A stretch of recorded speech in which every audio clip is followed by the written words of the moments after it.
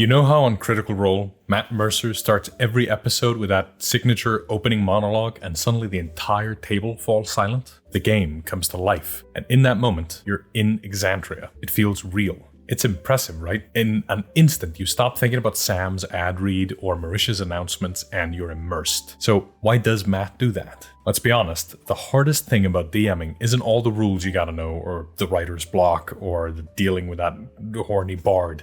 It's just starting the game. Maybe Matt's found some sort of cheat. If you're at the table with your friends, everyone's joking around, someone's texting, they're talking about RuneScape, and you've somehow got to take this group of nerds and immerse them. And you've got to do it fast. So how do you do that? Well, there's a simple trick. You perform a ritual. Welcome to Mystic Arts, where I treat my players like the conditioned dogs they are. No, you cannot have a level up as a treat. My name is Daði, I'm a professional writer and director, and I've been DMing for 10 years. And today I want to talk about rituals, because whether you realize it or not, they're one of the most powerful tools a dungeon master has. In the 1980s, there was this thing called the Satanic Panic, something like 1,200 bogus claims of satanic ritual abuse. If you were a D&D nerd during that time, I wasn't, but if you were, you had to deal with people thinking you were playing around with satanic cult recruitment tools, something that would induce youth to self-harm, violence, and satanic rituals. Obviously, that's all nonsense. There's no cult. It's a game where people get mad at bits of plastic for coming up the wrong number. But it's a little like a cult, right? There's a leader, you, the DM, and this leader guides everyone through an immersive experience with esoteric dice, strange voices, guttural sounds, droning music, and these magic phrases that are basically spells.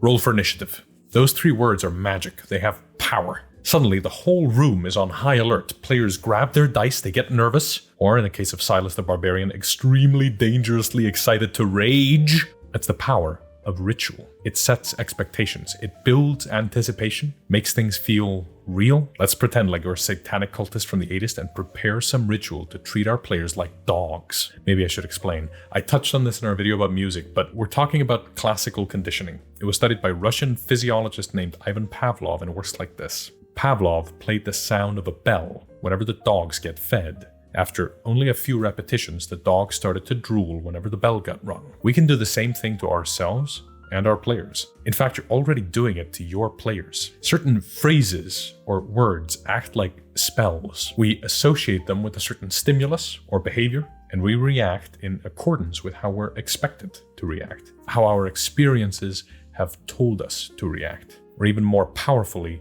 how those around us act. When we say roll for initiative, we're engaging in classical conditioning. We all know we're supposed to be scared, but we're actually really, really excited to start playing the game. Oh, I'm bummed. These rituals are all over the game, and we like them. We like knowing that certain words have inherent magical meaning. Octavia the Paladin uses her smite, and I instinctually go, yeah! Or the fighter says they're using action surge, and I know it's go time. I know it isn't revolutionary, but I cannot start a session without these little rituals to make it easier for me to stop being Daði the nerd and become Daði the DM. So let's talk about how we use it in our game to overcome this hurdle. How to begin a session. For me, I sit down behind the DM screen and I do some pre-flight checks. First thing I do is set everything up so that when I start, I'm not wasting time opening tabs or getting dice. I make sure my music is coming from the right speaker. I open D&D Beyond. I open a map of the area, my notes, some art to show off, everything. Make sure I'm logged in and ready to go. When I'm ready to begin, I ask everyone, they've got their phones on silent, their dice ready, and if anyone needs to go to the bathroom before we begin. That last one usually creates a small queue to the bathroom immediately. Something about hearing the words makes people need to pee. What's up with that? Maybe it's some kind of ritual. We start our games 30 minutes after we said we would. As in, I tell everyone we start at 6, and then the game actually starts with the opening monologue at 6:30. Mostly because I know my players. Some are rolling in late, others are getting drinks or snacks, or they just got off work and they need to catch their breath. That first half hour is reserved for unwinding, small talk, and letting everyone settle in. We can't play without this. Then I mention our sort of social contract, I suppose. It's basically 2 rules. 1, flow comes first, and 2, immersion is king. I elaborate on both a bit. Flow is about making rulings, not rules. Let's not waste time by not having the things we need in front of us, notes and dice, etc. Immersion is about letting scenes play out without unnecessary interruptions or dick jokes, respecting the characters and their scenes. When that's out of the way, I ask the most important question of the night. Are you motherfuckers ready to play some D&D? I honestly can't tell you why I curse at them. They seem to like it. Some have even explicitly told me we are not allowed to begin until I call them a motherfucker. When one of my players, Magnus, runs his game, he gently asks us if we heroes are ready to play D&D. It's appropriate for his Odyssey of the Dragon Lords game. This isn't a car.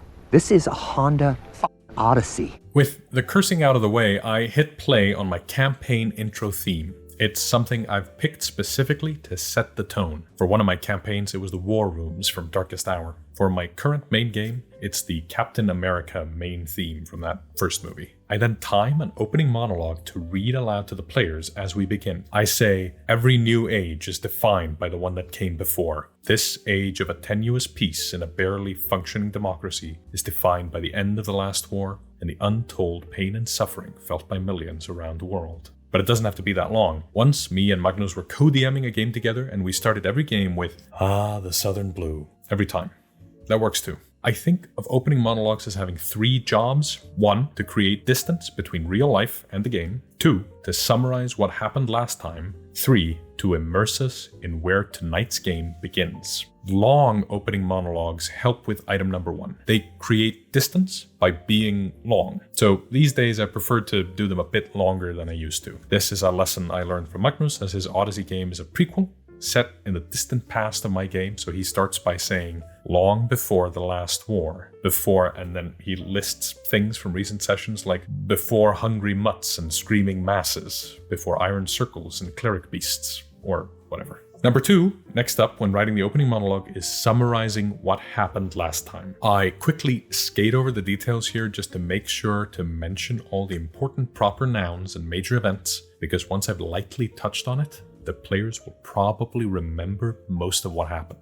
You do not need to summarize in detail. A small reminder is usually enough to conjure a whole image in the player's mind. Unless they aren't paying attention altogether, but then no opening monologue is going to help, because if you just yammer on endlessly, people check out. Third, I make sure to land them in a scene. Tell them where they are, what's going on, who's nearby. Basically, I pitch the opening scene. And ideally, I end the monologue with me either saying a line of dialogue as an NPC, if I want to start in a dialogue scene, or by asking for a skill roll or initiative roll if we're starting in an exploration or combat encounter.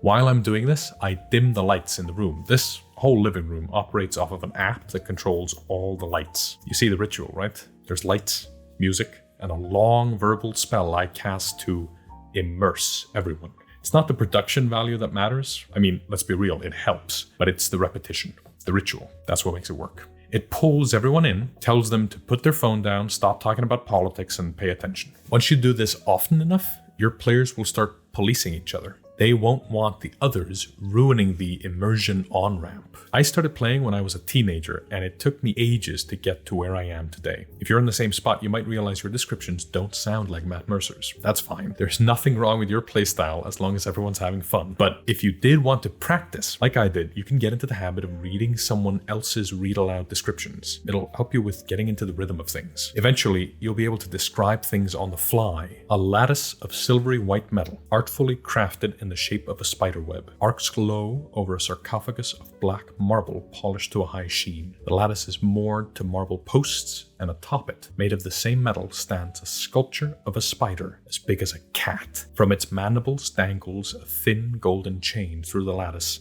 at the end of which hangs a red gem as thick as a thumb. That description, the Drow Tomb, is available for free on dScryb.com, which is the sponsor of today's video. If you want access to a massive library of these things, you can check out dScryb and use the promo code MysticArts for a free 30-day trial. There is also a referral link in the description. Maybe all this is a bit much for you. That's fine. Even if your game is more casual, beer and pretzels kind of vibe, you can still create a ritual. Maybe you crack open a cold one and say, all right, let's kill some goblins. I'm sure that'll spark the same hoots from your players. The point is to set the tone, to make your players feel like the game has begun. Why does this matter? Because as a DM, your job is to set the tone. You're the hype man. It's your job to lead the players into silly antics, and you do that by setting tone. And the best place to set your tone is right at the start. The opening ritual is a tool that gets everyone invested, pulls them out of the real world and into the fantasy world you've created.